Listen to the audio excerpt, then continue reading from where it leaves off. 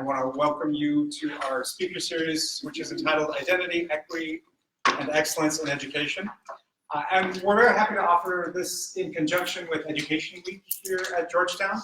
And I want to give a number of shout outs before we get started, before we jump into the program. And first I want to thank Andrea Whistler, who's Director of the Center for Social Justice, and Ray Hsu, Associate Director of the Center, as well as all the CSJ staff and students and folks for all the support and energy that's gone into Education Week. I know it's a big undertaking, but we've really enjoyed the series of events, and we really appreciate the focus on education, the sustained attention to education-related issues, and the way that Georgetown engages those across curriculum space, co-curricular space, and community engagement. So I just want to say thank you to everyone. Second, I want to take a minute and talk about the MA program in educational transformation. I have a professional and personal obligation to do some salesmanship right now, right? So we have, we're launching a couple of new programs, an early admissions program for current juniors. So any students who are currently juniors at Georgetown can apply early, kind of an early assurance to the MA in educational transformation, in which you can gain admission to the master's degree during your junior year. And so I want to draw your attention to that. It's sort of like the early assurance program for law school or med school, but it's much more fun than what they go through. So we have better stories, I think. All right, but if you're interested in it, please reach out and talk to me. Second, I also want to advertise and note the fact that we've restructured our curriculum for the learning and teaching concentration, and that will enable students who are starting the program to finish with both an MA and a DC teaching license within 14 months. Either a specialization in ESL, ELL, or in secondary science. And I also want to say, and you can't tell this to the dean, that we're offering very vigorous financial aid packages associated with that. The dean sort of blanches when I start talking about this, but we're going to do it anyway. So again, that's why we have more fun than the law school. So please reach out to Professor Sabrina Wesley-Nero, who's right here at the center table here. She's the assistant director of the program, and she's head of the learning and teaching concentration. So also, I want you to please follow us on Twitter at #EdTransformGU, and you can tweet about tonight's events using the hashtag EdTR Speaker Series. So EdTR Speaker Series on Twitter for tonight's events. Before I get to the speakers, I have one last thing I want to do. Krista, come here. Yes, yes. So Krista Pluff, as she makes her way to the stage, a round of applause. Krista is program coordinator, and she has been with us since the beginning. And we were approved in August of 2016. She was hired, we're the first hire in the program in December of 2016. And we had 6 months to sketch out the curriculum, get a class, figure out financial aid, find office space, coordinate all of this. And from the very beginning, Krista has had remarkable grace, remarkable talent. She's been a fierce advocate for our students. She's been a fierce advocate for our students within the Georgetown bureaucracy, fighting against the failings of the financial aid office. And we could not have done any of this without her. She is going on to an amazing position, and you all need to get her card because she's working with the Education Committee with the DC City Council as the legislative advisor. So any laws you want passed in DC have to go through her. So she's, we will deeply, I personally will miss her because everything that gets done in the office gets done because of her. Not because of me. And I make it harder for her to do anything. So I just want to thank you. All right. I just want to thank you. So we have a suitable, professional satchel backpack made in DC Thank you. will I be, am recently a DC resident as of last week, so. so she is also now native DC. So.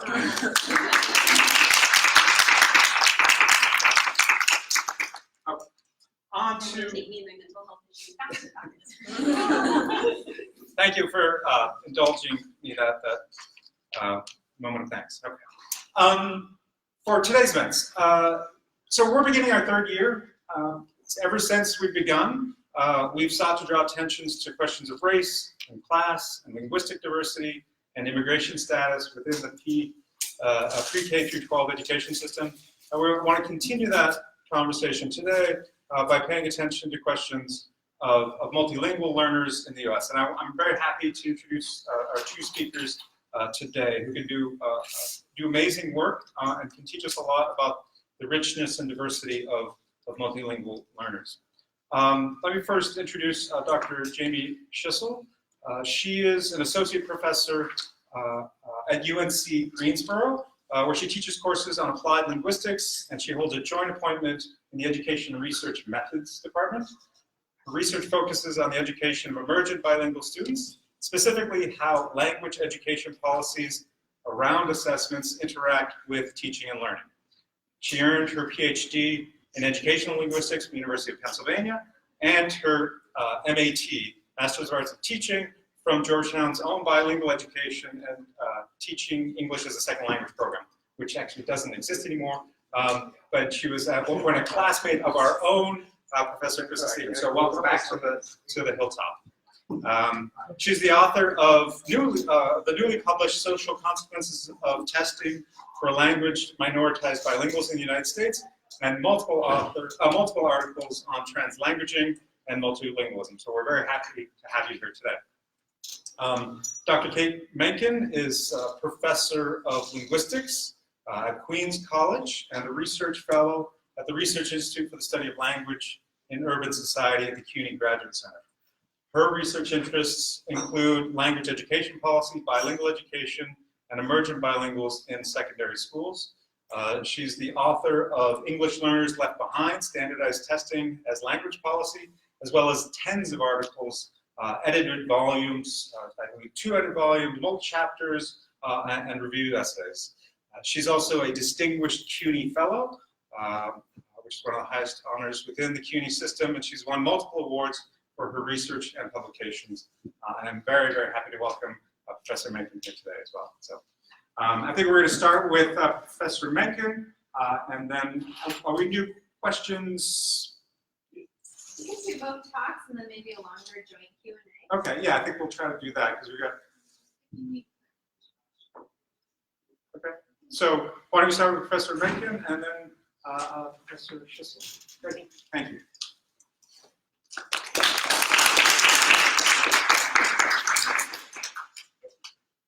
Just give me a second, I gotta get my laptop over here.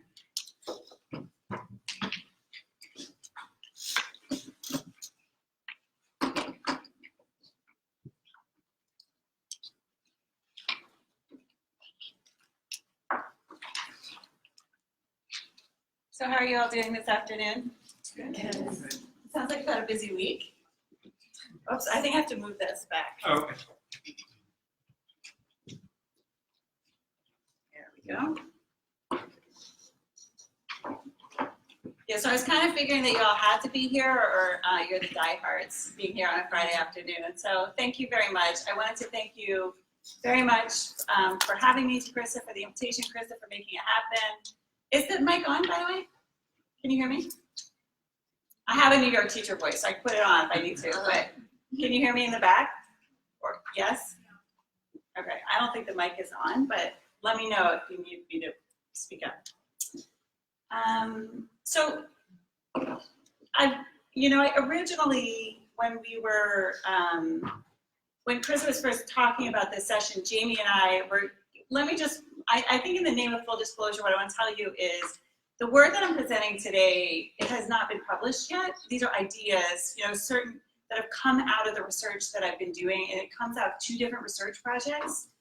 So you won't really have read much of, or any of this yet. And actually, having to give this talk today pushed me to kind of put a bunch of these things into writing. Now I hear that. Now I hear the microphone, by the way. Yeah. Okay.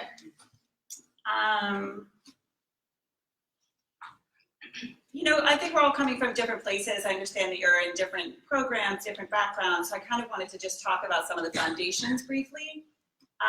But the research base by now is very clear that, you know, it's very well established that I'm calling them, by the way, multilingual learners. In New York City, we're using the term multilingual learners in lieu of English language learners. I also use the term emergent bilinguals. Okay. But the research base is by now really established, showing that multilingual learners in bilingual education programs will outperform their peers in English-only programming and are much more likely to succeed academically. This has been, you know, this is just a listing of 6 meta-analyses. If you're not familiar with this literature, there's lots on it. I actually have a page, I'm so often asked this question that I have put a page onto my personal website with a lot of research evidence in favor of bilingual education. And so, for example, what that research base tells us is that teaching students to read in their home language will promote higher levels of reading achievement in English. And I realize that this is a kind of counterintuitive idea for a lot of people. However, the reality is if you establish these skills in your home language, they will also help you and support you in your English learning. But that can be a hard political sell. So the politics around this are such that language education, you know, this really is not pedagogical at this point. It's political and highly politicized. And it's mainly school leaders in the US and school districts, policymakers, who determine language education programming for multilingual learners in US schools. Hey, Andrea. Hi. I'm just acknowledging Andrea Whistler. She just came in, and we went to grad school together. Little tidbit there. So anyway, these language education policy decisions in the US as well as elsewhere internationally are typically far more political than they are pedagogical. Dual language, how many of you are familiar with dual language bilingual education programs? Can you raise your hands up? Almost everybody, right? They're kind of hot right now. I know in DC, you have Potter Thomas, it's got lines around, or no, Oyster, right? With lines, blocks of blocks, but I don't even know if any Latinx kids actually attend anymore because of the cost of rent in that area, right? So I'll get into that in just a second, but let me just first establish a good, you know, just a basic working definition. If you're not familiar with these programs, but the students enrolled in these are at all different points along a continuum of bilingualism. They're a combination of multilingual learners, kids who are bilingual come from bilingual homes, and English monolinguals. And instruction in these programs is both in English as well as in a language other than English, and official policy statements usually promote 50-50, okay, or 90-10. And the traditionally stated 3 pillars of these programs are that they aim to develop bilingualism, biliteracy, and cross-cultural understanding. What I want to be really explicit about is that, you know, in the US context, the sort of contemporary bilingual education as we know it today has its roots in the civil rights movement. And so it was the Civil Rights Act of 1964 that was the first federal education, you know, it was the first federal recognition that language can be a source of inequity in school. And then on the heels, and this all, of course, being on the heels of the civil rights movement, right, or right in the throes of it. And then it was in 1968, the passage of the Bilingual Education Act, actually naming bilingual education as a viable approach for multilingual learners was a powerful moment. The law did not, by the way, require bilingual education be provided, but it did require that something be done for multilingual learners in schools. It could be English as a new language instruction in which instruction is only in English, or it could be bilingual education, whereas instruction is in English as well as in the home language. And then soon thereafter, you know, a lot of people in the field for a long time say that nothing really was done until 1974, the Lau versus Nichols court case, very famous case. And again, it did not require bilingual education per se, but did require that something be done for multilingual learners, bilingual education, or ESL. Now known in New York, by the way, as ENL, English as a New Language. So the history of contemporary bilingual education in the US and the provision of any services to multilingual learners really came out of the civil rights movement. And I also want to be clear that these weren't done, these programs were not initiated by anyone other than immigrant communities themselves. They are programs that were pushed for, demanded by immigrant communities, and to serve immigrant communities. And that's something I'm going to unpack a little bit today, because it's something I feel almost like we have to remind people about in the public, the public conversations. But that's Coral Way on the bottom left. 1963, it started up Cuban, mostly Cuban community with the IT. And we really, those of us in bilingual education have to be grateful to the Cubans and to the Puerto Ricans. Why? These two groups, what's in common about both of those groups as immigrants in the US, or not even, or migrants in the US?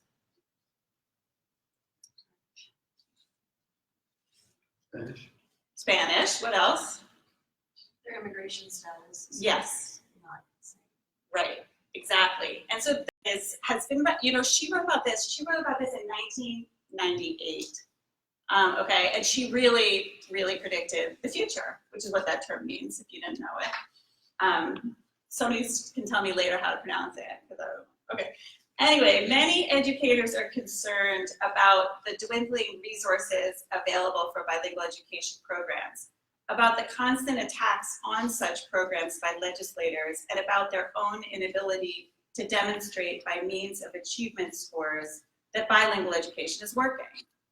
Dual language immersion programs involving Anglophone children appear to be the perfect solution to these problems.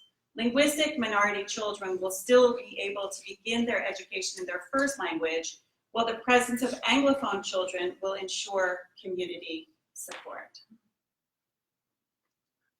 So she really, at the time predicted the issues of white privilege that would become central in research right now about dual language, bilingual education today. Now, interestingly, right now, New York State, it's a red state. What we've seen is some local resistance to top-down pressures, and we actually have, I'm on video, I'm gonna say this. We actually have two specific legislators to thank for that, Angelica Infante-Green, who's now in Rhode Island, as well as Elizabeth Colon. And they were really instrumental in passing, kind of pushing through. Now look, we of course have to comply with the federal education legislation, so we have to comply with high stakes testing, and the pressure of these tests push English in schools and undermine bilingual programs in that way, have resulted in the dismantling of a lot of bilingual programs because school administrators recognize the pressures of testing. And so then they decide that the better thing to do is to offer English-only instruction. But if you know bilingual education research actually might find the opposite may be true. However, that's one of the effects that we've seen.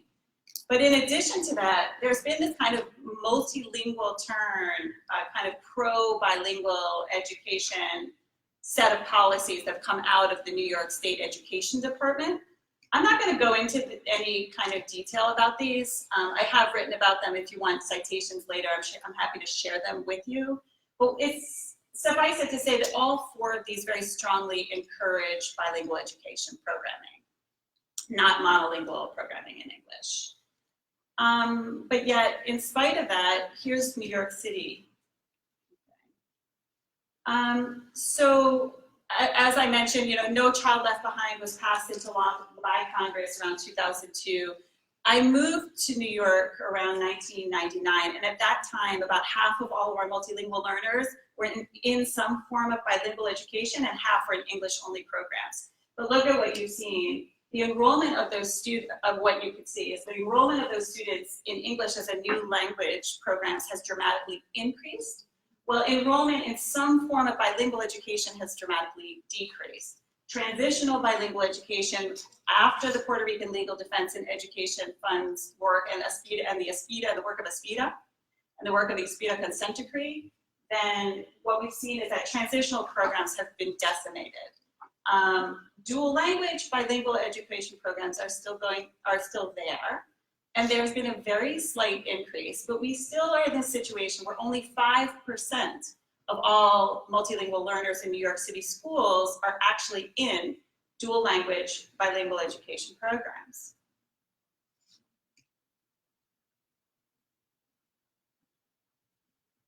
Now, seeing this data initially, the New York City Department of Education started to make concrete efforts starting in 2015 to expand bilingual education programming.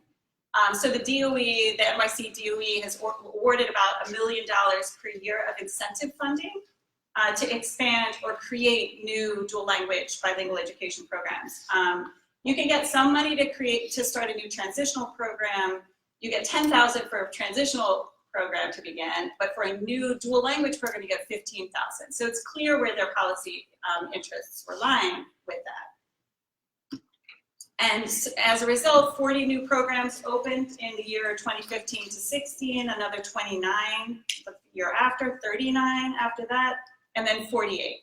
So that's a lot of new bilingual education programs. So all of that then, begs the question, and by the way, it's been interesting because historically, the two main languages of bilingual ed in New York City schools were were Spanish and Chinese, usually Mandarin. But you see this push now into new languages and new communities. We have programs in Italian, Bengali, French, Haitian Creole, Arabic, Albanian, Polish, Japanese, Russian, Korean, Urdu, and Hebrew. But it kind of begs the question, like, if so many new dual language bilingual education programs are opening, why are there still so few multilingual learners in dual language bilingual education or in bilingual education at all? And a couple things have been coming up around the same time. They've been conducting 2 different research projects. And so, just let that question just kind of sit for a sec. But I think the answer is in our front page headlines right now.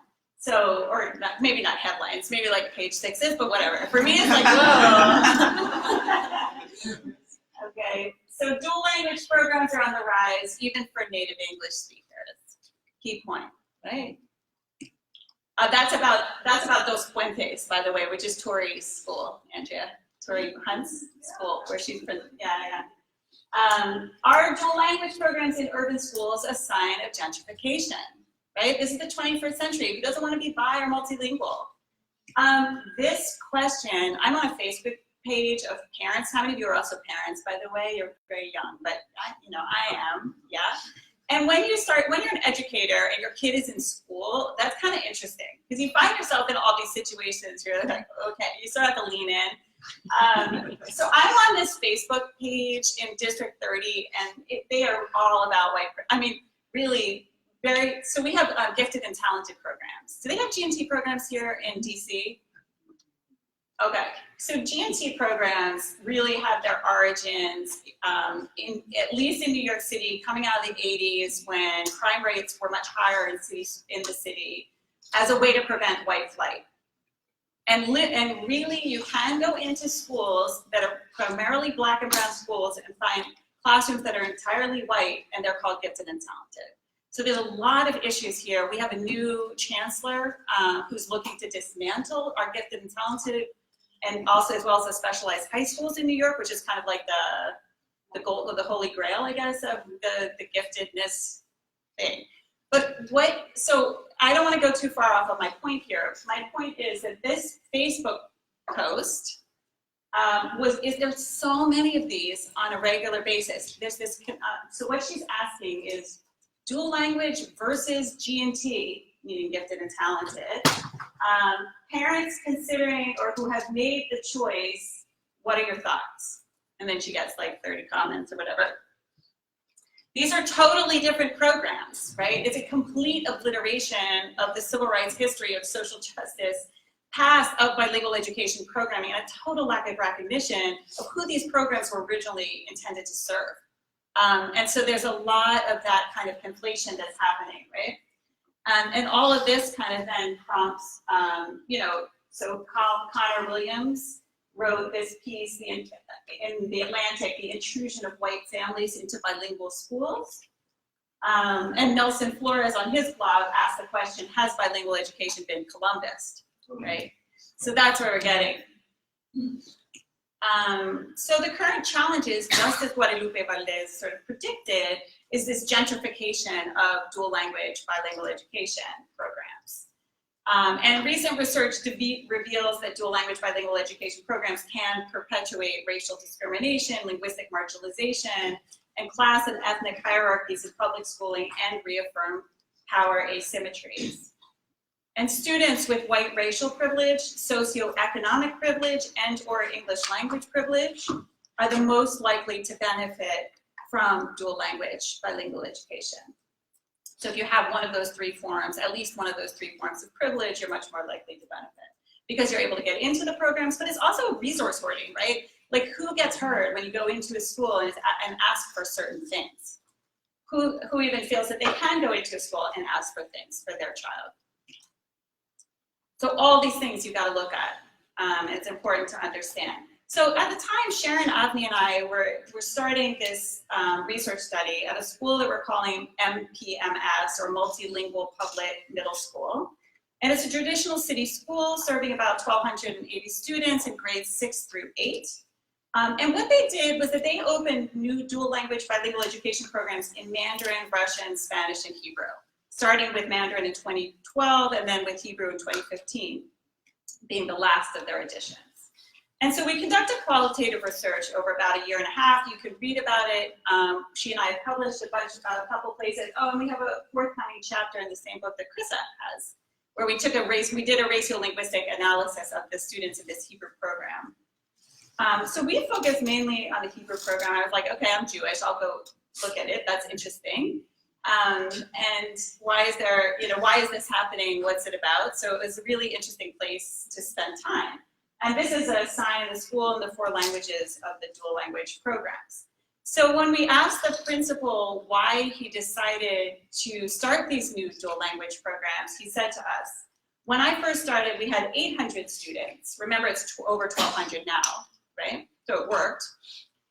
When I first started, we had 800 students. Nobody wanted to come. So we wanted to build enrollment. We wanted to create something different here. We were not meeting the needs of the community. So we did some research on bilingual programs, and the DOE was offering grant opportunities as far as planning these types of programs. And we applied and received funding from the Department of Education, which we're very grateful for. There was nothing for Chinese Mandarin and then he names his borough. We had elementary schools that had dual language programs, and parents didn't have a choice of middle schools. We saw an opportunity. Okay, so this is the first example, and I'm going to give you 3, but this is the first example of a principal seeing dual language bilingual education as an important component of quote unquote school turnaround. Okay, and here's a parent's perspective. Now what's interesting, what was super interesting I have to say about the Hebrew program before I read this quote, was that in the Hebrew program, there were 2 different populations that came in who traditionally never had taken part in bilingual education in city schools. African American kids and Jewish kids. Jewish kids most likely go to private schools. In that area, they go to yeshivas, which are private religious day schools.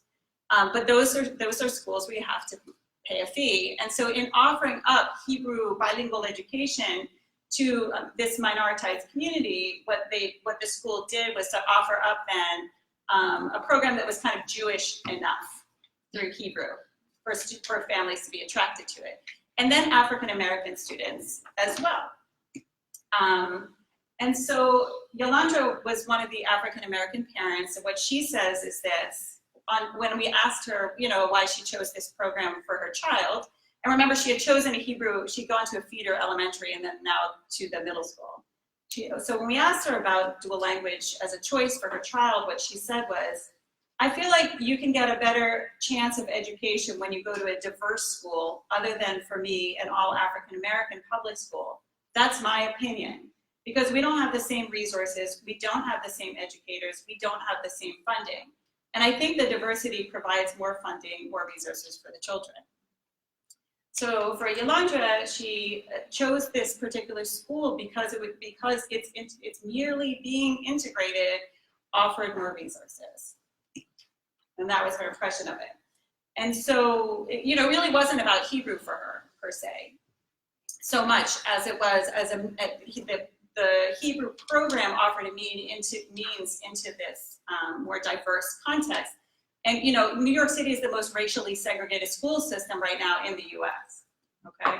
Our liberal, progressive New York is incredibly segregated. So I took a look, this was, just in preparation for this week, I took a look at the enrollment of this particular school over the years from before they started the bilingual programs, all of them, until now. And looking at the proportion, what's very interesting, what really stood out to me as I was looking at this, is that the enrollment of Black students has dramatically decreased now. Black students, by the way, the district-wide average is 25%, but now at MPMS, Black students comprise only 5% of the overall school population, and that's down from initially when they were closer to 35%, okay? And then the white enrollment, look at the white enrollment is the dark purple line, and what you can see is that the white enrollment has gone up. So whites now are overrepresented at this particular school in the context of the district. In that school district, it's 32% white, but at this school, it's 38.4% white now. This is even last year's. I have to add the one more bar. And then look at the enrollment of multilingual learners at this school. How can you add 4 new dual language bilingual education programs, but yet you're losing multilingual learners as an overall proportion of the population? What, I mean, district-wide, right? So district-wide, multilingual learners comprise 16.7% of that district, but yet at MPMS, they're only comprising right now 11%. Now, in all fairness, if you've gone through a successful dual language bilingual education program, by the time you get to middle school, you might exit your English language learner or your multilingual learner status. That's part of it. But it doesn't tell all of the story. And my suspicion is that what we see also is some push-out. There's displacement happening. And they have been very successful at increasing enrollment and getting their test scores up, school turnaround. This is case 2. So in a separate research project, I've been working with Ivana Espinet on interviewing parents about their educational choices for their kids and why, and particularly how they have advocated as immigrant parents for bilingual education. And so in this one interview, this is a Japanese parent, and she got together, there were a bunch of Japanese parents that kind of came together and wanted to start a Japanese dual language bilingual education program for their kids. So they wouldn't have to go to Saturday school as a way to support the home language. And so they approached several different, schools. And one school decided that yes, they would start the Japanese bilingual program. And so this is what the parent said. We asked her, do you know why the school decided to start a bilingual program in Japanese? So, and this is what she said, it was the parents who approached Ms. N, I think she's been at PS blank, I'm not gonna say the name, maybe 6 or 7 years, and she really turned it around. Back then, what I hear is that it was kind of a rundown school. It was struggling. There are projects near the school. So my understanding was that before the program started, it was just a stone school. Then the program started, and that's when lots of families from outside the zone, outside the district, started to come in. Kindergarten, so we asked her who's in the kindergarten class especially. She said, kindergarten, it's definitely 50% is Japanese heritage learners, and the other half, I think, is mainly Caucasians. There are 1 or 2 African Americans or Spanish-speaking children in that class.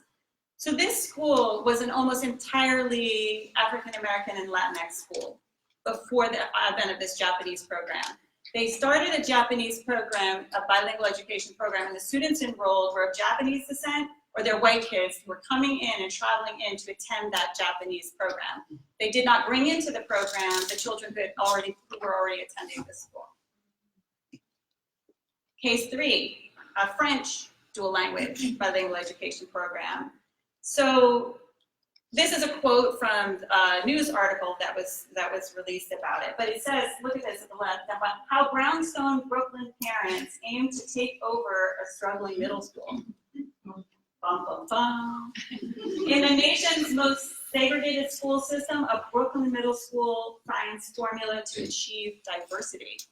So being done in the name of diversity, being done in the name of integration, okay?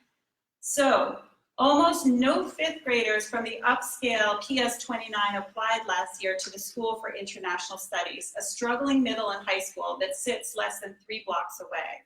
But this year, spurred by overcrowding at more popular middle schools, nearly 40 families from PS29 took a leap and applied to International Studies 6th grade. They hope to transform the school into a place where they want to send their kids. PS29 is a disproportionately white and disproportionately wealthy Brooklyn school. So Borum Hill School for International Studies is in Brooklyn. It was a predominantly Black and Latinx school, and it opened a dual language bilingual education program in the French language in 2015, and applications to the school increased 7%, bringing in many white, affluent families into the school. So, some concluding thoughts and a lot of questions. So, I mean, what's been very striking is to really look at how dual language bilingual education programs really are being used by school administrators to re-engineer their student populations in the name of school turnaround, right? But we know that what's the number, I mean, I'm sure you know this, what's the #1 predictor of test scores? A child's wealth and race. Yeah. Okay. And so that's what they're doing is they are pulling up their test scores. And in the case of MPMS, they certainly have done so. In the case of the international school in Borum Hill, they did so. So dual language bilingual education expansion has allowed for the maintenance of bilingual education through monolingual times, but it's really come at a cost. And the expansion of bilingual education in New York City public schools presents an example of local resistance to top-down English-only pressures. And one of my questions is that enough to sort of push back against the overall climate? And specifically, our research shows that school leaders starting new dual language bilingual education programs, they're doing this as a means to re-engineer the student populations of their schools. And we have a lot of incentives right now in New York City by the way of diversity grants, integration grants. And there is this kind of acceptance of them doing this and encouragement, and there are actually incentives to integrate your school. And if dual language is a way to do that, then principals are going to take advantage of it. And so in the 3 cases of this in New York City, school leaders used dual language bilingual education programs to bring in more privileged students and did so in the name of the school turnaround. So we argue that dual language programs have gentrified right now rather than simply integrated. And in their efforts to offer up a more politically palatable form of bilingual education, the programs have concentrated kind of myopically on language at the expense of equity. And I can explain a little more in discussion later what I meant by that. I don't know if that's so clear. But I just kind of wonder, how can new era bilingual education programs, and specifically new dual language programs, hold true to those original social justice aims, which were to serve multilingual learners and primarily Latinx kids. And I think that there's a lot of promise in this work, and we're gonna, in the workshop, go into this in a little more depth. But there's several scholars, Claudia Cervantes-Soon, Deborah Palmer, Lisa Dorner, and Dan Hyman have kind of put forth this idea of a 4th pillar of dual language bilingual education. That in addition to bilingualism, biliteracy, and cross-cultural understanding, we need to add critical consciousness as a 4th pillar in the stated goals of dual language bilingual education. And I think that does offer us a promising, at least, possibility for confronting the issues of dual language gentrification that we're facing right now. But I want to be clear that this is not just a New York story. It is something that we've seen many different places. I'm guest editing right now with Juan Freire and Garrett Delavan, a special issue of language policy that's going to focus on dual language gentrification. But some concluding thoughts are, again, that we, I also don't want you to come away thinking I'm not supportive of dual language bilingual education. I really do believe still in the possibilities and the promise of these programs. So, and I and my co-researchers believe strongly in the importance of bilingual education for minoritized communities and want these programs to achieve their full potential.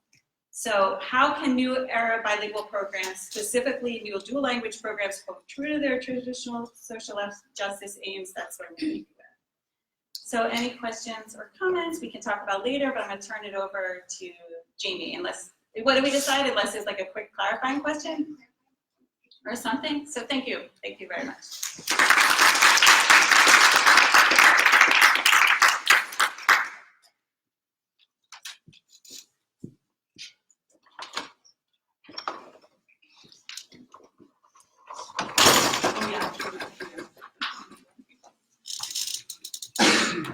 Do you want to click there?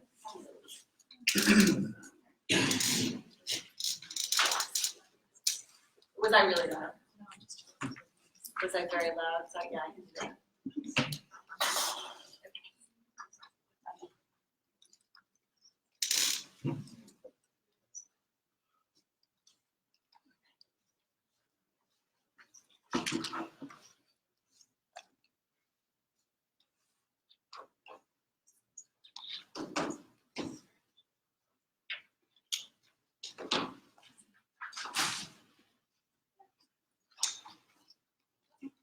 So I'll just get started into my talk today. I'm going to talk to you about the social consequences of testing, and I'll be occupying this tension, the space between these ideas of equity and oppression. But before I start talking about my work, I want to say thank you to Dr. Krista Stevens for the invitation today, to Ms. Krista for everything that you're doing.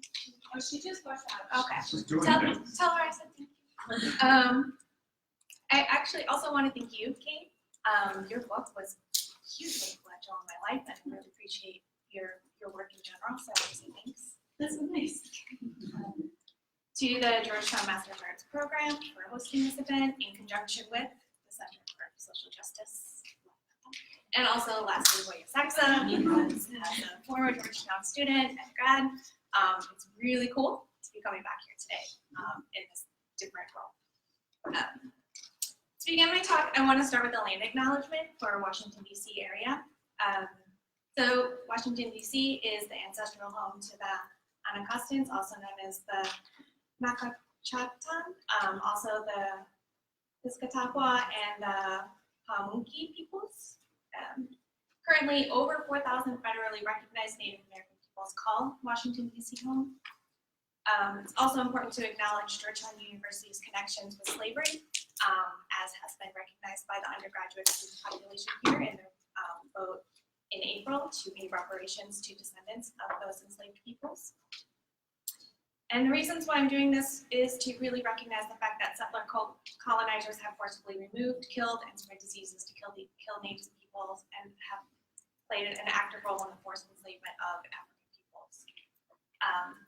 It's important to do this because this is a reminder that colonization is an ongoing process, and that these native lands are still considered occupied. Generally, when you do a land acknowledgement, the overall purpose is to open up the space today with reverence and respect. But I do so also in conjunction with understanding all of the issues of oppression that go along with that. Same token, I want to talk about the idea of me, a descendant of settler colonizers, doing a land acknowledgement, right? And the tension with that as well. And so there's a lot of talk about the idea between doing an acknowledgement versus just giving the land back, right? And so there's this great performative thing that I'm doing right now is giving a land acknowledgement as sincere as I can be, but there's also the idea that I'm not giving the land back. Okay.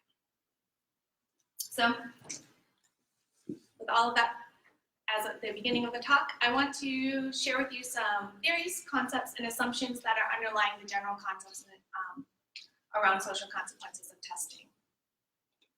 So when we're looking at this idea of testing equity and oppression perspectives, first, it's these discourses and these notions of promoting high standards, providing evidence or documentations, this idea of objectivity with testing, and a pathway within a view of meritocracy in achievement.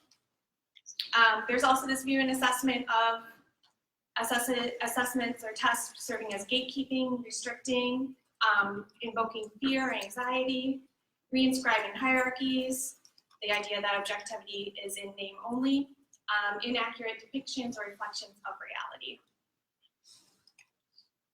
And this kind of comes from this idea of not really taking stock in who's actually taking the tests and the consequences that they face. And so Gilborn, who's actually a UK scholar, but I think that this works basically with any Anglo or white majority country, is this idea that it is difficult to imagine a situation where no action would be taken, where a new assessment system to result in white children being outperformed by their peers in every minority group, right? This idea that our testing systems just re-perpetuate the inequities that we already have in our societies. So in that spirit of trying to focus the attention more on the test takers, I want to just kind of say who I generally focus on in my work. And I usually call them language-minoritized bilinguals, language-minoritized people. I'm taking the definition from Rosa and Flores, and the importance of this idea of the minoritized, right, and kind of changing the word, and I know that's like a super fun thing academics always do, but it's really kind of important because it highlights the activeness of the delegitimization of linguistic practices, but there's also this highlight that there is this intersectional approach within this definition. So understanding that it isn't just about language, right? It's about all these other racial, gender, ableism, social, political, historical, economic, and ideological forces that all humans embody. And I'm going to contrast this with the standards for psychological testing. This is not the full definition, but it's the gist of the definition, which is that language minoritized individuals are not yet proficient in English. And so you can see the different contrasting views. I work in the field of assessment, actually, and so I'm working with both of these, trying to understand how both of these definitions can be used in working towards equity efforts in assessment. In doing so, I draw from use-oriented views of testing and also kind of couple that with the genealogical approach. Use-oriented testing comes from Alon Shahami's work, and it really is focused on what happens to the test taker and issues of fairness, short and long-term consequences, and the relationship between tests and education and society. Genealogical approaches work to destabilize established categories and focus on origins, rather than focusing on origins and linear progressions of events. And so rather than the focus being on the testing instrument, refining the testing instrument, and is the testing instrument doing what it's proposed to do, we're looking at the uses, the effects, and the consequences of those assessments. And just to clarify some of the terminology that I'm using, so I use the term testing. Right now when I'm talking, I'm finding myself saying the word assessment a lot. Usually I just try to say testing. Within the field of testing and assessment and evaluation, these are three very distinct categories. And what I want to do in collapsing them is really take the test taker's perspective in that. And so when you're taking a test, you don't care if an expert calls it an assessment. If you're taking a test, you don't really care if an expert will call it an evaluation, right? Like those types of categories that are very important for certain audiences and for certain aspects of work are less important when you're foregrounding the test taker's perspective. Yeah. So when you're thinking about the actual person, these types of things don't matter as much. In terms of clarifying consequences, there is vast amounts of literature really talking about the idea of was the consequence of the test, and this also works with policy, intended or unintended, right? And with taking a view that foregrounds the test taker's perspective, that also is irrelevant, because no matter what, the test taker faces that consequence, whether someone intended them to have that consequence or not. They're still living the realities of that consequence. And so in almost all other avenues of our life, right, we have to face the consequences of our own actions. But in this instance, when it comes into testing, the field of testing has not grappled with this idea that they are responsible for the consequences of their own work. So in summing up over 100 years of the social consequences of testing in conjunction with other forces, language-minoritized bilinguals have faced repeated, often severe consequences, which have both exacerbated existing inequities and introduced new ones. And so in taking this perspective, not coming out very clearly here, but in the center are language-minoritized bilinguals, not the test, right? And actually the tests are just part of this very complex world where they're happening in conjunction with different policy structures, with different court cases, with different ways that they're just trying to participate within different societies. So each of the larger bubbles, this is how I have the book organized, is an action that a language minoritized or that language minoritized bilinguals as a community would be seeking. So are they seeking entry to the United States? Are they seeking civic participation? Seeking higher access to higher education, or seeking K-12 education, and all of the different ways that testing interacts with that. So I won't be going over all of that because that's a lot. So today I'm going to talk to you about two different situations around this history. The first is about forced sterilization and the connection of testing and forced sterilization for language minoritized bilinguals. The second will be test accommodations in K-12 U.S. public schools. So to begin, just forced sterilization, just so you're kind of clear about what that is. So usually it almost always happens to women. It's a practice that's steeped in eugenics, white supremacy, colonization. It's been carried out until policy-wise, like explicitly in policy, until the 1970s in the United States. It still continues to happen in other regions of the world. There's a very strong campaign against 200,000 indigenous women, mostly women, in Peru in the 90s. There's been reports that it's been happening to indigenous women in hospitals in Canada as of 2017. And it's difficult to have confirmed reports, but there's a lot of reporting that it is happening currently in China and that it's been happening historically in China as well. Forced sterilization, most of the time for women, means a tubal ligation surgery, right, so that they can no longer have children. It doesn't usually mean a hysterectomy. And for men, it just would mean a vasectomy. So one researcher out of Michigan actually she's one of the only people that's been able to get a hold of microfiche records of the sterilization campaigns related to eugenics. Most of these records have been destroyed. And so she has written about what's happened in California with 9 different state institutions from 1919 to 1952. In her research and in her report, she points to the disproportionately high number of sterilizations of individuals of Mexican heritage, which we would then kind of co-classify as inhabiting this language minoritized category. So just to note, in California, forced sterilization was part of state policy, so it was included as an allowable action. And for the decisions the ways that they found that decisions were made about this in the records, they noticed that it was a lot of the IQ tests for the individual were a big factor in how they would rule that a person could be forcibly sterilized. The second part is that they would use information just in general, that Mexican heritage children had lower intelligence scores or performed more poorly in schools in general, and therefore any parent that had a child. Or do you understand like yeah, okay. I don't think I have to explain like how that logic doesn't, yeah.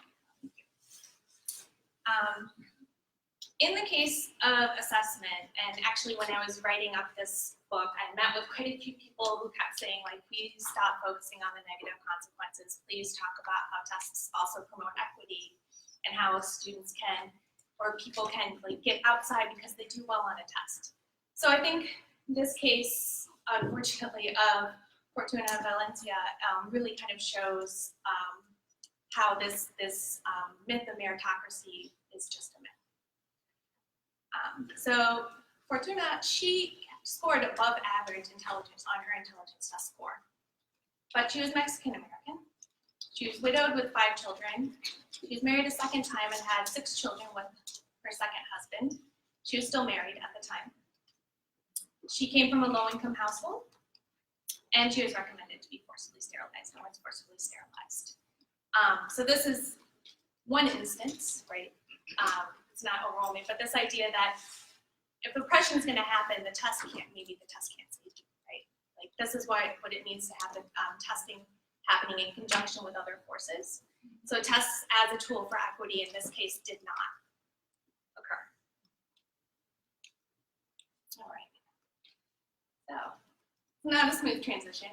So moving to test accommodation. Yeah, very, very different shift. But I kind of like having these two tones together because it actually maybe ups the seriousness of what we're doing in schools today. Test accommodations from a very strict definition. They aim to reduce the construct irrelevant variance due to English language proficiency for language minoritized students taking content area tests in mathematics, language arts, science. And those are for tests that were originally designed for multilingual populations.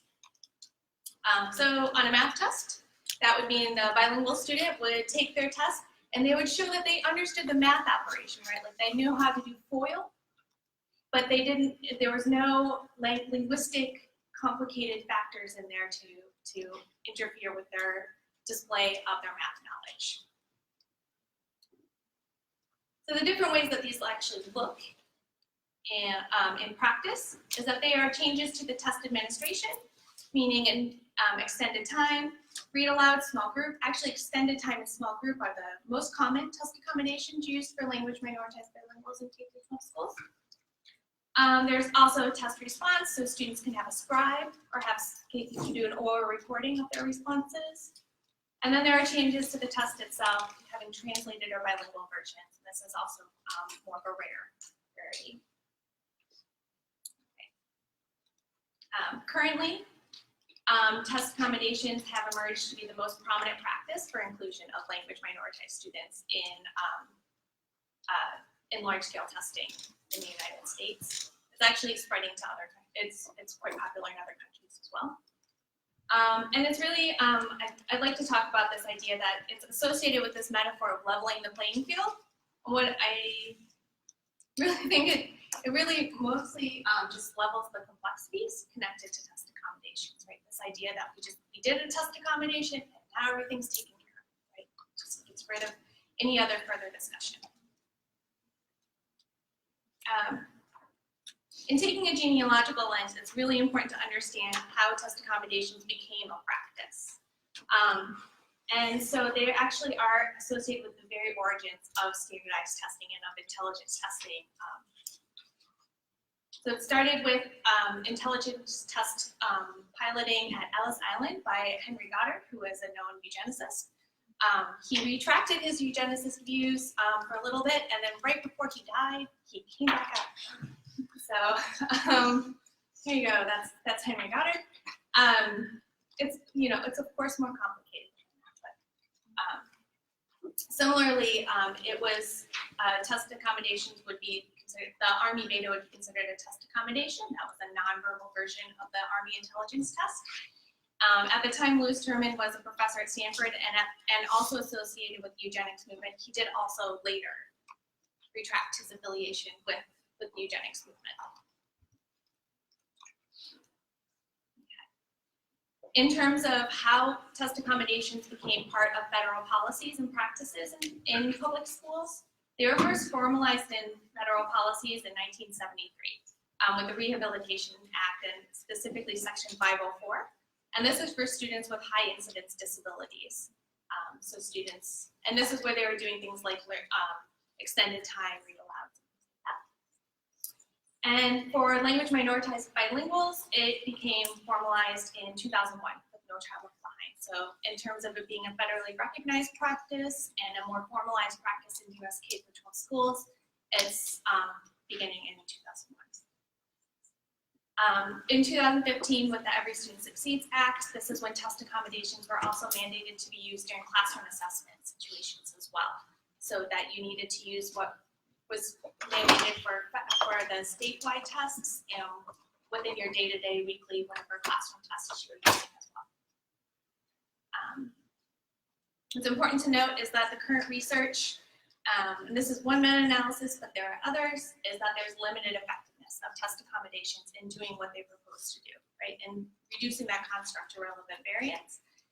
We don't have evidence that most test accommodations can do that, and especially not the ones that are most used, which are the extended time and small group.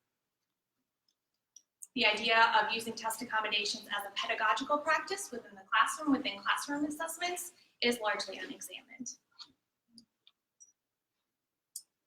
The people who are working in this field, who are analyzing test accommodations, also are kind of in agreement that this is probably, there are some issues with using test accommodations. So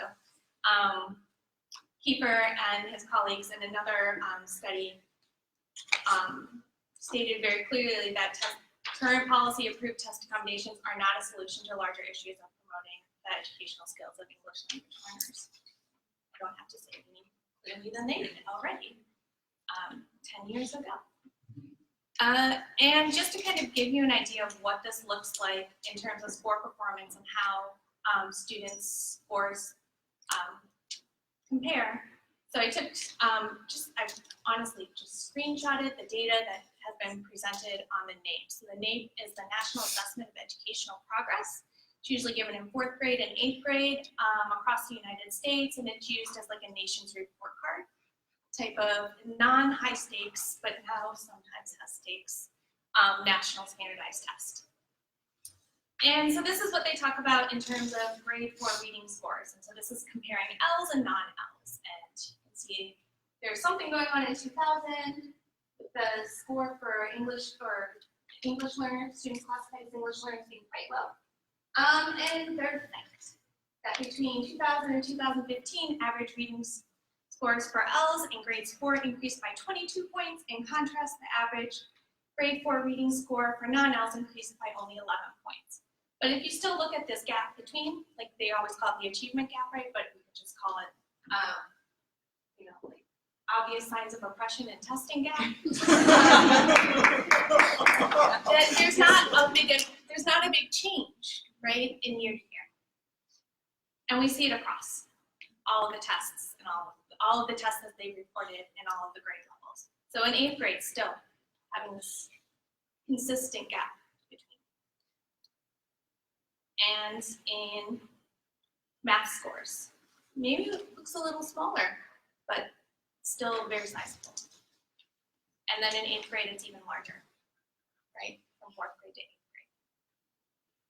Right. So kind of summary of these points.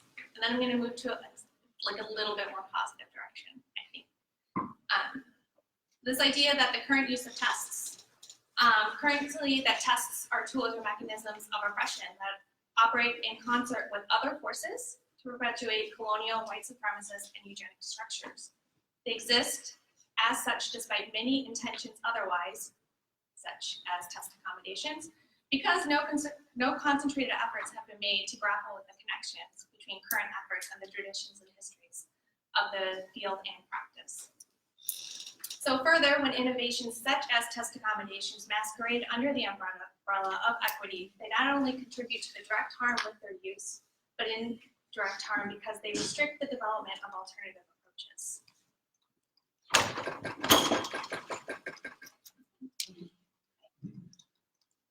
So what do we do with all this? I think I picked a pretty easy thing to critique, right? Like it's easy to critique tests as an instrument of oppression.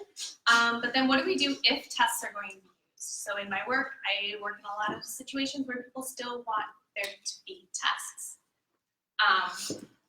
And so some recommendations, and then I'll kind of show you what that looks like in practice, is having continued collaboration with the community impacted by the social consequences of the test.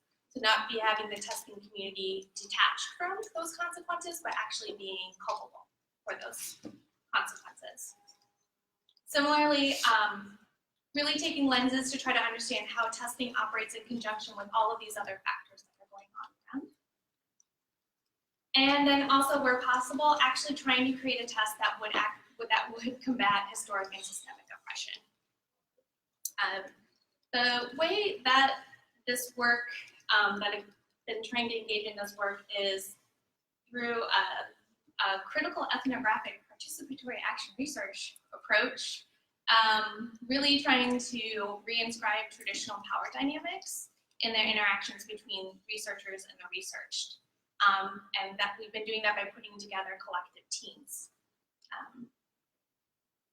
Critical ethnography as a method can really help in this because it attends to interactional relationships and questions these notions of objective observation and subjective interpretations. Really allows you to question where knowledge production occurs.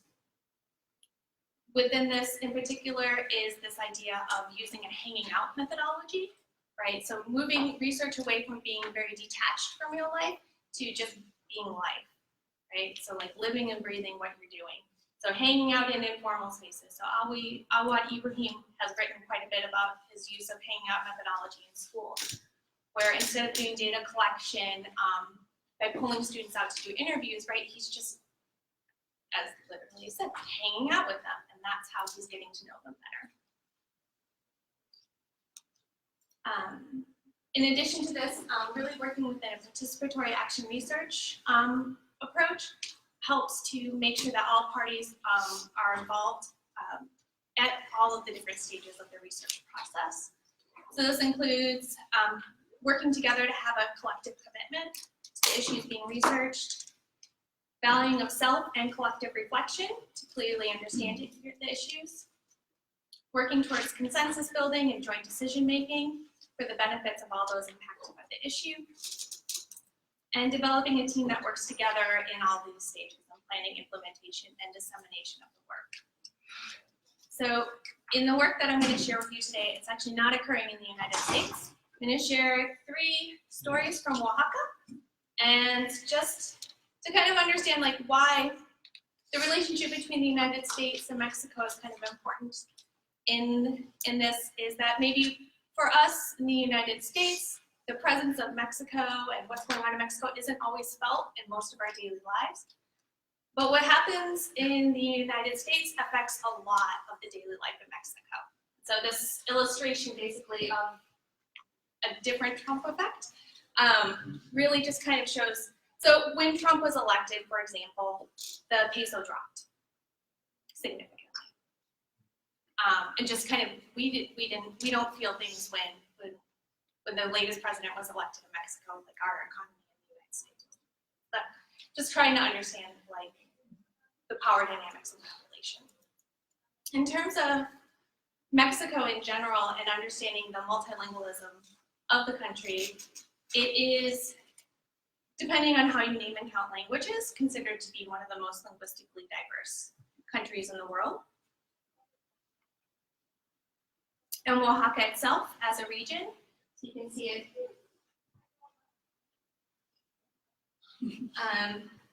is one of the most, it's the most culturally and linguistically diverse state in Mexico.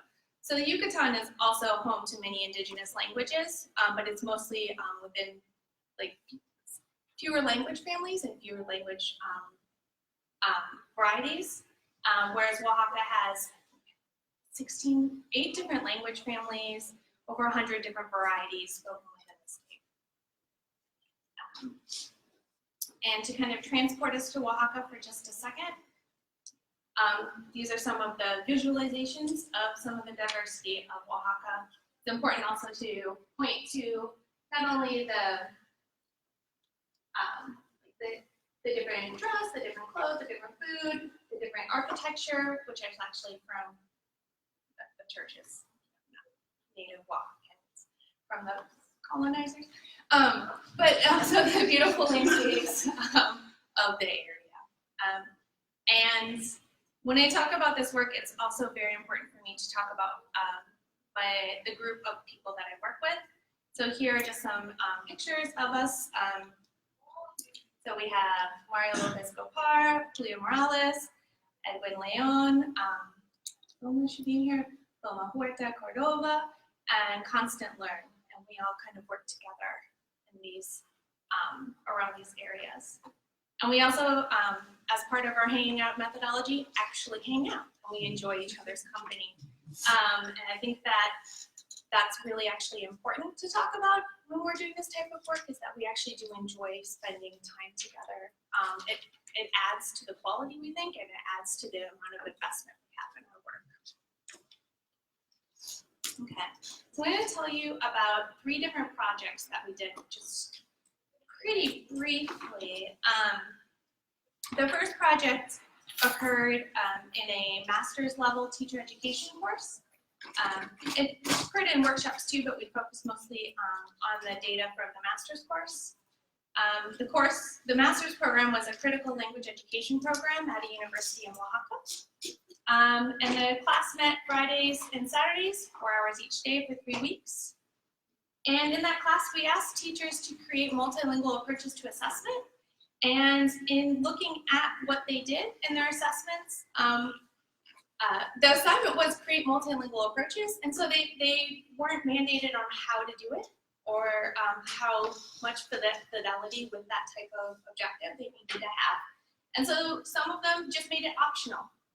You can maybe write in another language if you want as part of their test. Other people used it as a scaffold moving towards the target language. Mostly English teachers, but some people were teachers of indigenous languages in that class. And then some other people made it integral to the test design, so you had to engage multilingually or bilingually in order to take the test. Project 2, in terms of working on more equitable assessment approaches, we did a comparison of performance on multilingual and monolingual writing tasks. This is a much more traditional study design. It was a quasi-experimental design to compare the performance of 44 pre-service teachers at the same university in Oaxaca. They were given 20 minutes per task. They completed a survey, and then 40 of the pre-service teachers were able to complete both tasks in their time. And all of the study design materials, data were all created in class in collaboration with the classroom teacher. And actually creating the study as a comparison where we could compare 2 test scores was extremely important to him and also the university administration, because they didn't want us experimenting on them and using multilingual tests in their classes if they didn't think that it was something that would be valuable for student learning. And so the findings that we had is that we felt like we did have empirical support to continue in a multilingual assessment approach, and that we were happy because that did actually already align with our learning theories about multilingualism as aiding in language learning. We were able to do that because pre-service English teachers performed better on the multilingual task than the monolingual task at a level of statistical significance. And not only that, but we also, within one of our criteria in our rubric, we were able to show that the multilingual resources allowed test takers to demonstrate more complex or higher order thinking than in the language they were learning than the monolingual version, also on the level of statistical significance. So doing all of this prep work allowed us to then be able to do a year-long PAR project in Julio Morales' classroom. And even still, when we wanted to do this project, we wanted to make sure that the students were going to be okay with us working with them throughout this process.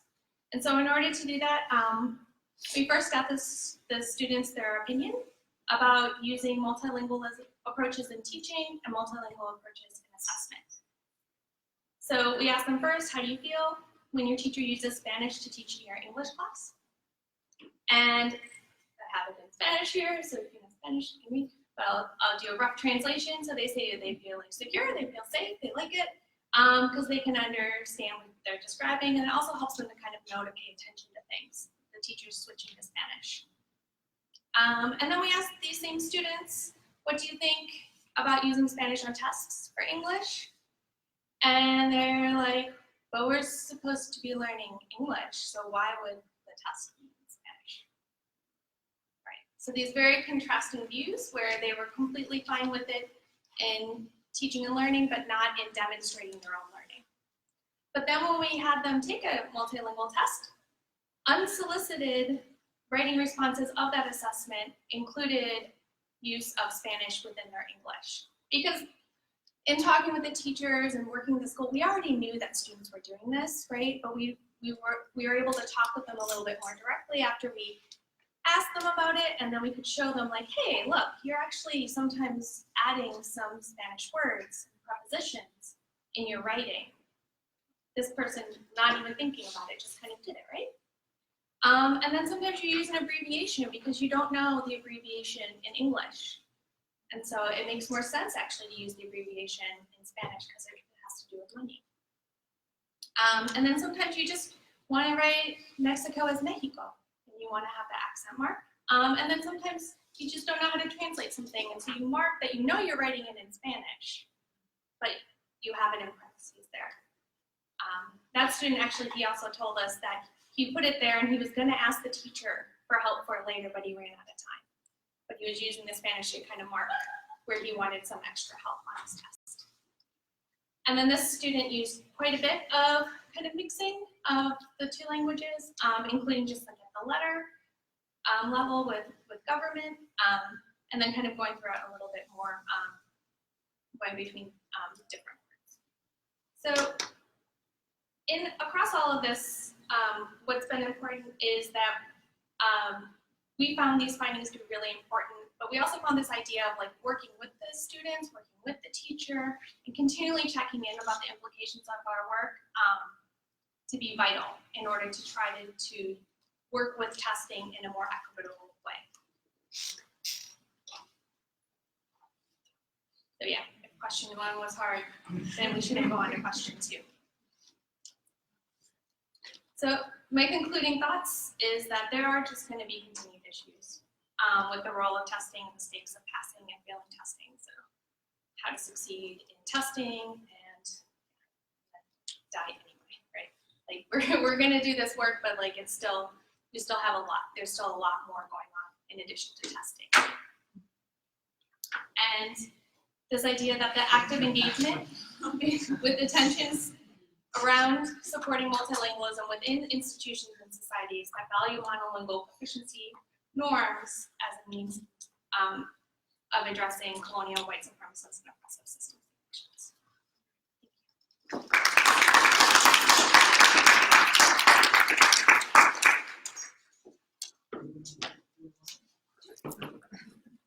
Sure, so thank you to both of our speakers.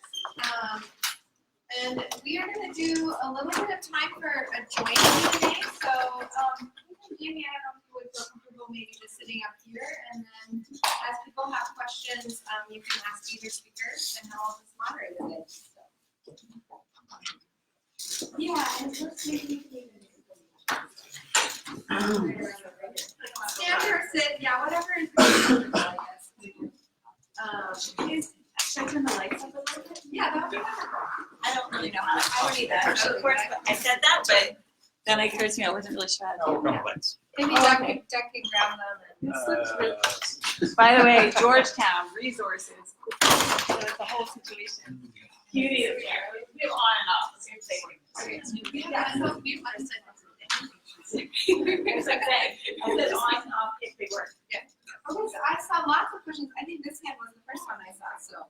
Hi, I'm Emily. I'm in the Masters of Educational Administration program, and most of you mentioned kind of advocacy efforts within the community. But I was wondering if those advocacy efforts in the community, especially just the short research, were kind of driven by multilinguals themselves, or driven by professional educators who might not be multilingual.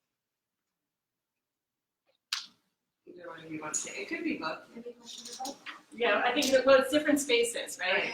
So the parents, in New York, there are a lot of immigrant parents who are advocating for bilingual education programming for their kids. And and they are doing that through, it actually makes me think a lot about, in your question itself too, like how, just connecting it back to education, how educators, we often don't recognize the way that parents are engaged. We talk a lot about parent engagement. When you're talking about parent engagement, I really want to just flip that entire paradigm, because we talk a lot about parental engagement. It's just something that's like that I've been really thinking about a lot right now. Is we talk a lot about parent engagement. We don't talk about parental leadership. And so what often happens is that immigrant families go to community-based organizations instead, and leverage their advocacy efforts with the support of others from there. And so the answer to that question is yes.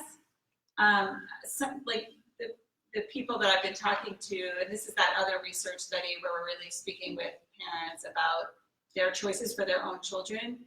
Some of the parents that I've spoken to who are the strongest advocates for their kids are parents who did not have the opportunity for their own children to attend a bilingual education program. Because they're new to the country, they didn't really know that the programs existed and found out about it later. And then the second thing is, I think as educators, we have a lot of information. And I'm also part of a group it's a mix of parents and community, but mostly like parents, as well as many of us are also educators. And that group works together, and we, as an organization, I don't know, it's like, I live in Jackson Heights, Queens. It's the most racially and linguistically diverse zip code in the United States. And so, but the schools don't necessarily reflect that diversity. So what you see is a lot of families lining up to leave our community to attend school. And so with the parents, we are all in a group together where we're supporting our local schools, and we are sending our children to our local schools.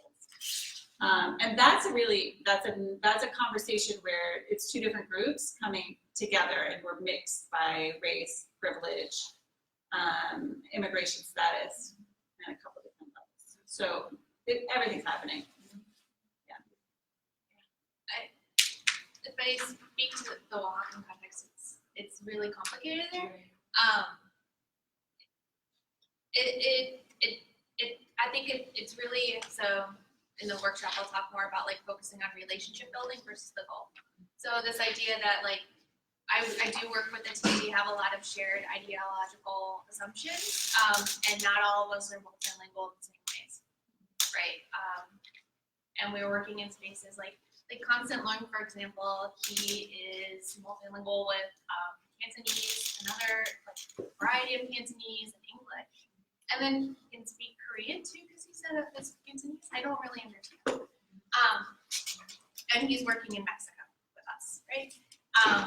But in a lot of our work, what matters more is that we can come together and we want to understand each other. This is like the wanting to work together, wanting to understand each other, and really like having that as a basis can be helpful, because sometimes having somebody that's multilingual just because of that, they aren't always the best advocate, right? Yeah.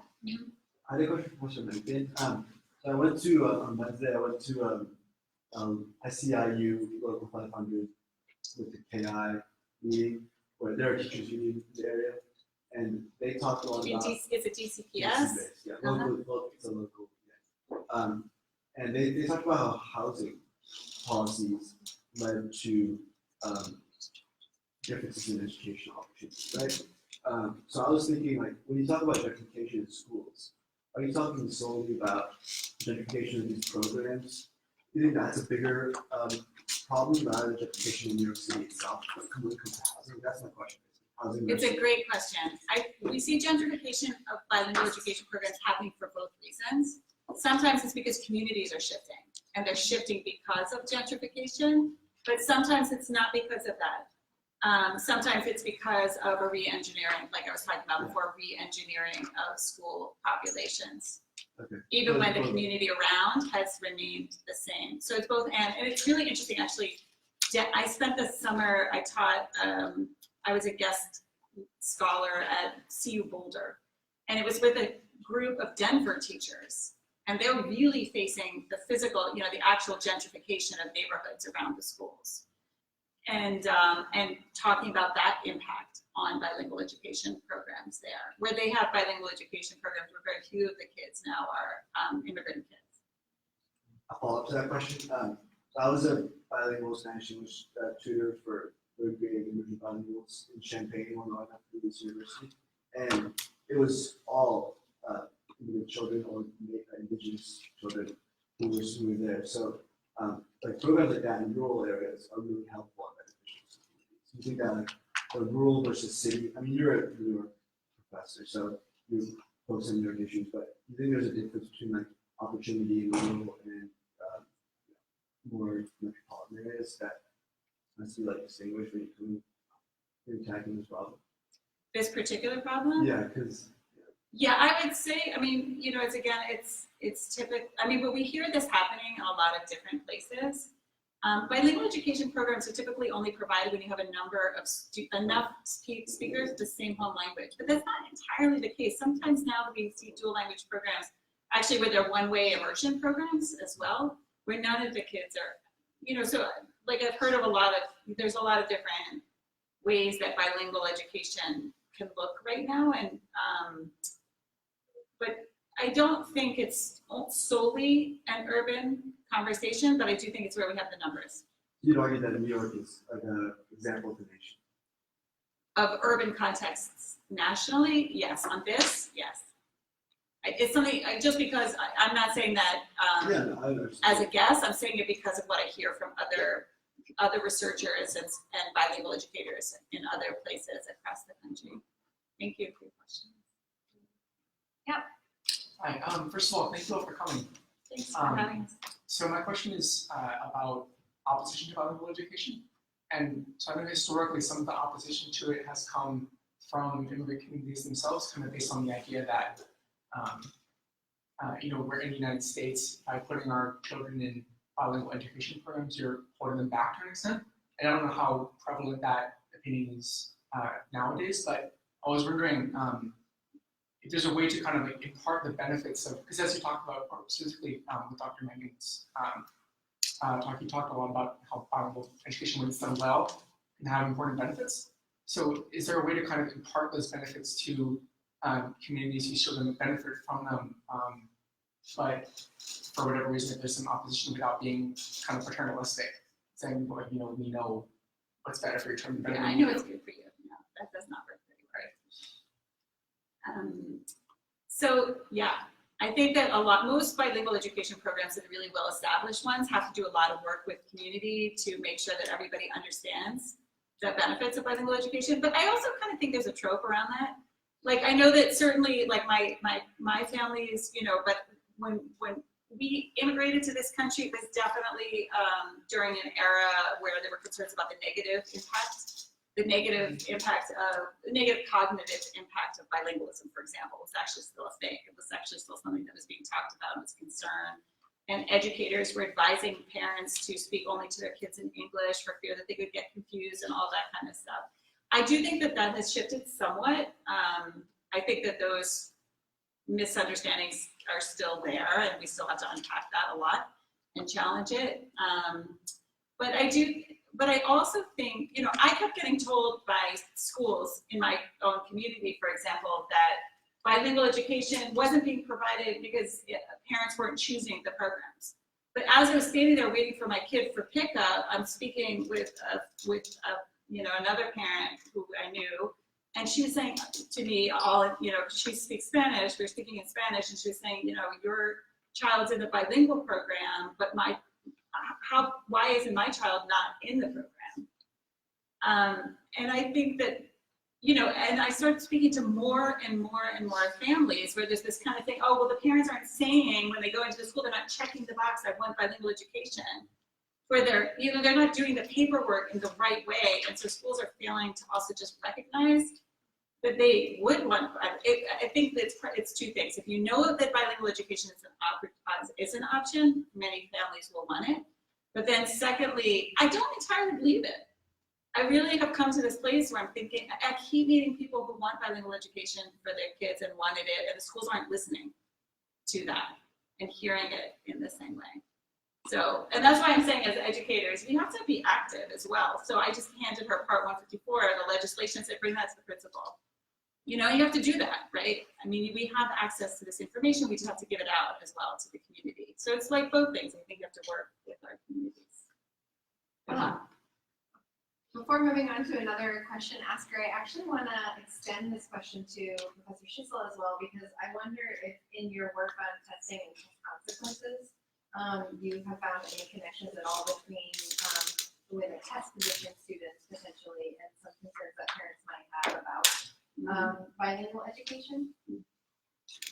Yeah, I think also maybe working in, so I do work in North Carolina, actually I'm doing language education too, and actually in the rural contexts, like going back to what you were saying, there is still like you'll be harmed, you don't switch to English, discourses are still happening, and in particular, usually the way the testing argument in the schools that I've been in goes is they'll have the dual language program, but they only recognize the test scores in English.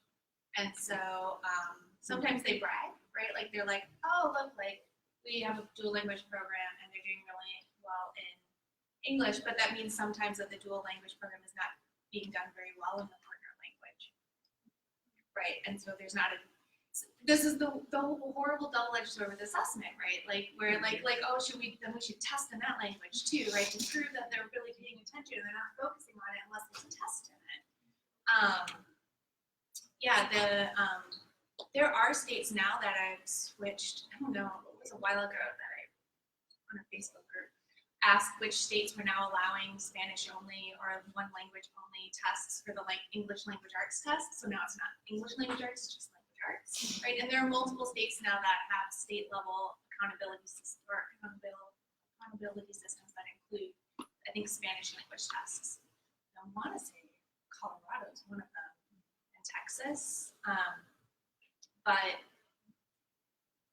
no, I mean with testing, this is why like a lot of transitional programs transition in third grade, like transitional bilingualized, like no matter what will transition to English only by third grade. Because that's the focus. So you'll have a dual language program parallel within a regular school, right, an English only school. And the students that don't do well enough on the test get moved over into the English only program and get opted out of the bilingual services. That's what happens in North Carolina. Can you all hear in the back? Should we get the mic? Yeah, We're it's good? better for people, and it looks like you're able to hear. I saw heads nodding yes. Some people can't. Okay, so maybe the mic works better. Yeah.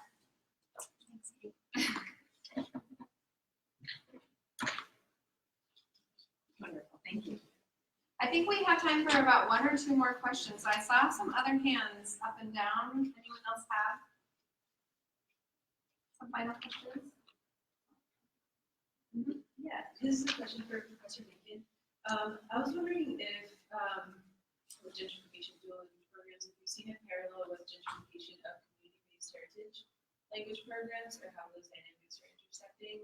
Because I know in DC, some folks I've been talking to with community-based schools have seen an uptick in enrollment from people outside of the heritage community. So I just wondered. So can you explain just what you mean by community heritage language program? Are you talking about Saturday Saturday school schools, yeah. programs? Yes. That's really interesting. I don't know. Okay.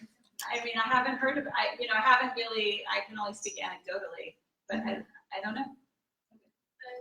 I volunteer at a school in Chapel Hill, and so it's largely community run Spanish English, and what's happened is the first families were two parents speaking Spanish, and their kindergarten class now is mostly mixed families, mixed language background families. They haven't had any, the school's not, it's a tuition-free volunteer program, so they don't accept people that don't speak Spanish already at home. But they've had to change their curriculum now because of that, and that's been something that they think is gonna keep happening with the school.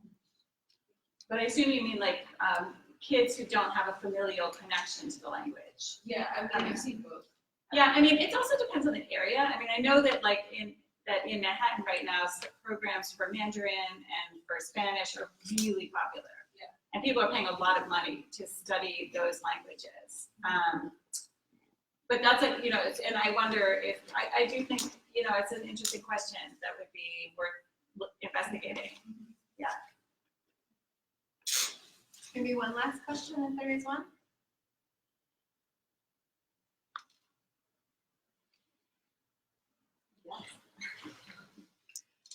Do you have, does New York provide the ability to track formally students that are formally labeled as speech learners? And because you were talking before in how tricky it is with looking at assessment or looking at kind of school effectiveness when these dual language programs turn around, if they were in dual language programs at elementary school or if they did have access to both of these programs earlier and they're no longer classified as English language learners, whether or not we can actually see if those students continue in these multilingual programs or if they're being long-term. So there is that data should be available, and we don't really have access to it. But what I will say is that the DOE right now is advertising very widely that the highest performing student population even compared to monolingual English speakers right now are former English language learners. Regardless of their education program. Regardless of, like, as a cohort or as a group. That they are the highest. I feel like it's like only the strong survive kind of thing, but the students who are in the school system, because our dropout rate, of multilingual learners is extremely high. So so a third already don't make it to graduation at all. But of those who do make it through, they are currently the highest performing group, interestingly.